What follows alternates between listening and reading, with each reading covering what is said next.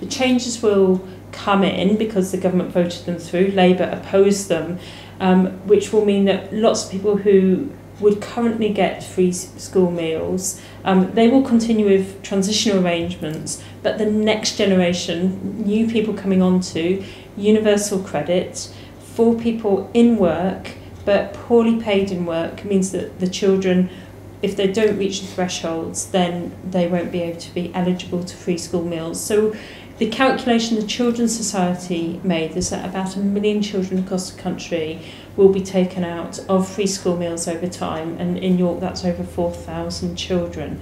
So it will have a significant impact. So family income impacts on whether or not you'll be able to get access in the future, and what they've basically done is put up that threshold. How will reducing free school meals affect children nationally? Well, free school meals for many families, this is the main meal of the day, and it means that obviously children get at least one good nourishing meal in the day. Now, normally children will get their meals, but it's the parents that will miss out. So what we would see is probably more parents not being properly nourished and therefore making those sacrifices for their children.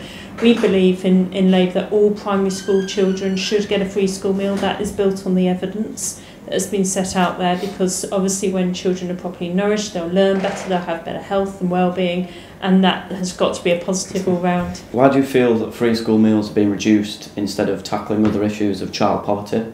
We've got to ask ourselves as a nation why we've got, as the Equality and Human Rights Commission this week produced a report saying another 1.5 million children now are living in poverty. That goes to the core of what actually is happening across our country, and it just shows that the government themselves has completely failed children, and obviously adults as well, because if children are in poverty, parents are in poverty. And we know that Joseph Rowntree report in Yorkie have also set out the scale of poverty and across what is now the 6th richest country in the world.